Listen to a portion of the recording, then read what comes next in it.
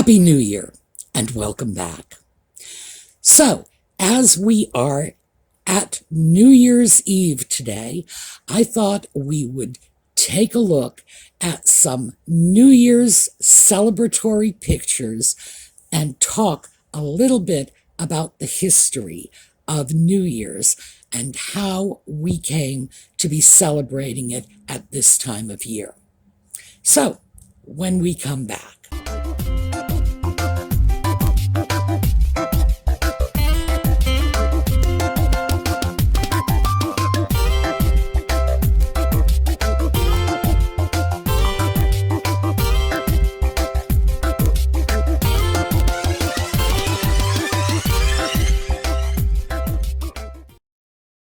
Our Western calendar comes to us from the ancient Babylonians, and they developed a calendar around 4,000 years ago.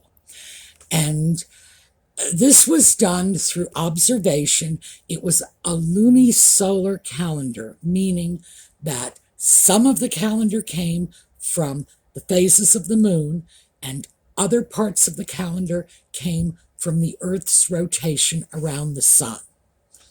Now, of course, they didn't know this was a very bad plan at the time. They were just basing this on their physical observations of the world around them. So, when the Romans adopted this Babylonian calendar system, the Romans designated March 1st as the beginning of the year. This was very close to the day that the Babylonians and other Middle Eastern cultures had designated as the beginning of their year. Their year began on the vernal equinox, the first day of spring. So let's talk for a minute about the difference of solar and lunar cycles. When we look at solar cycles, the amount of time it takes the Earth to revolve around the sun, what we know to be a year today, has 4 distinct points. Now, you have 2 equinoxes and 2 solstices. The solstice describes the length of daylight. The winter solstice is the shortest day of the year, the least amount of daylight. And that occurs roughly around the 20th of December. The summer solstice, which occurs roughly around the 20th of June, is the longest day of the year. In between those 2 dates, you have the equinoxes.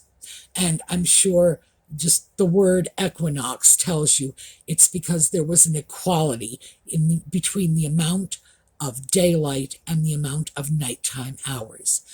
And this is in the spring for the vernal equinox, the fall for the autumnal equinox.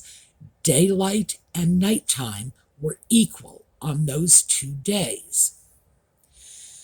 Most early civilizations started the year in spring at the vernal equinox. This would have been planting time.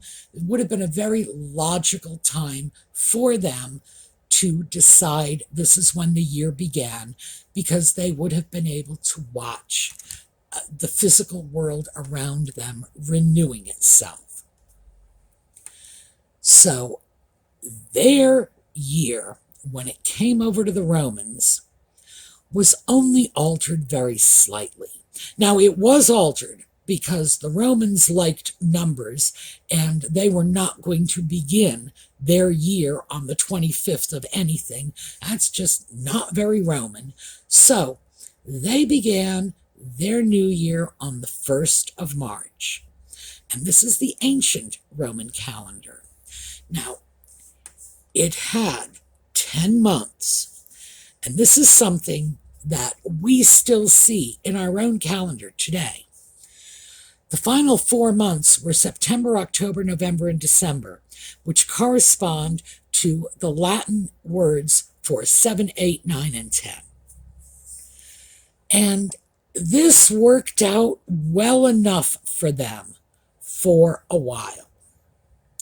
The first change they made was to add 2 months to the year. So they grabbed January and February and tossed them at the end of the calendar. So it would have gone from March through the end of February. However, they're Roman, remember, so they did not think the way the other people around them thought. They had an empire and a very well entrenched government. At some point, and this would have been around 150 BCE, they decided to begin the new year on January 1st. And this is the first time January 1st shows up as the start of the year. They did this because it was election day. That was the point at which the new consuls were brought into the Senate and ratified, etc. It wasn't long, however, before this calendar, even with its 2 brand new months, was no longer working. And by 46 BCE, Julius Caesar decided that the calendar had to be changed. And they consulted astronomers and astrologers and the Roman priests and so on. And they created the Julian calendar, the first month of which is January, because that coincided with the Roman elections, and that's when the Romans wanted the year to begin, and it ended in December, even though December in Latin is the 10th month, not the 12th. Now, interestingly enough, even in the Middle East, where the Roman Empire was very influential in the 1st century, that was not the first day of the year. The Alexandrian calendar, and this would have been 1st century Egypt, began their year on the 29th of August. The Byzantine calendar began on the 1st of September, and the Eastern Orthodox Church, this would be the Greek Orthodox and Russian Orthodox Church, still uses September 1st as the beginning of their liturgical year. As things progressed, as time marched forward, and the Roman Empire gave way to the influence of the Catholic Church in the Middle Ages, there was a change in the new year.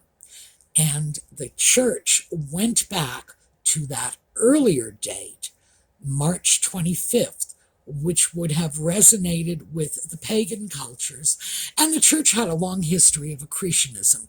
They would go into a new area, adopt a pagan celebration, or just give it a new meaning, a new interpretation. And that seems to be very much what they did with New Year. Because throughout most of the Middle Ages in Europe, New Year's Day was March 25th. Now, they got the date, March 25th, from counting backwards 9 months from what they believed was the birth of Jesus on December 25th. Now, modern scholars will tell you it is very unlikely Jesus was born on December 25th, and in fact, much of the biblical account conflicts with that as a date. Nevertheless, counting back to March 25th gives us Annunciation Day. That was the day at which Jesus was alleged to have been conceived. Bang, first day of the new year. Now, this was largely celebrated as the beginning of the year throughout Europe, but not exclusively. There were always changes. It was virtually, up to every individual country to reckon time and dates as they chose. Some of them would do it, fourth year of King Henry, a third year after the bad harvest. It was not the formal process we view it today. So let's take a look at when January 1st became accepted as the new year. It started around the mid-1500s, so this is around the middle of the 16th century. Germany seems to have been the first country to adopt the change, and it would have been around 1554, right around the middle of the 16th century. France followed, the Netherlands. Most of mainland Europe was accepting January 1st as the beginning of the year in the 16th century. Even Scandinavia, which was pretty far removed from the mainstream, by the beginning of the 17th century had fallen into line. However, the British were not so quick to follow suit. Now, Scotland accepted January 1st as the beginning of the year in 1600. It would be more than 150 years before England, Wales, Ireland, and America accepted January 1st as the beginning of the year. They really didn't accept January 1st as the beginning of the year until they shifted over to the Gregorian calendar, which was very much the same as the previous calendar, as the Julian calendar, just a little more accurate. And that was between 1750 and 1752. At that point, they fell into line. I guess they figured, well, we're changing the calendar, we might as well change New Year's Day along with it.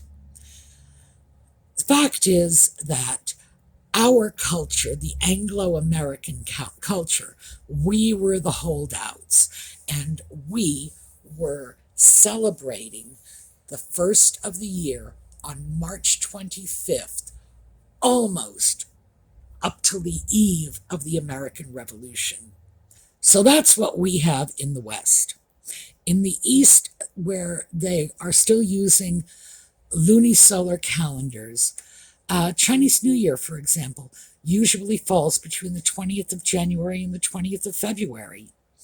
In Cambodia, New Year's Day is celebrated around the 13th or 14th of April. And this is true for much of Asia and South Asia.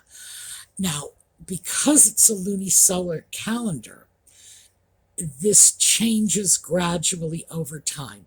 These dates shift.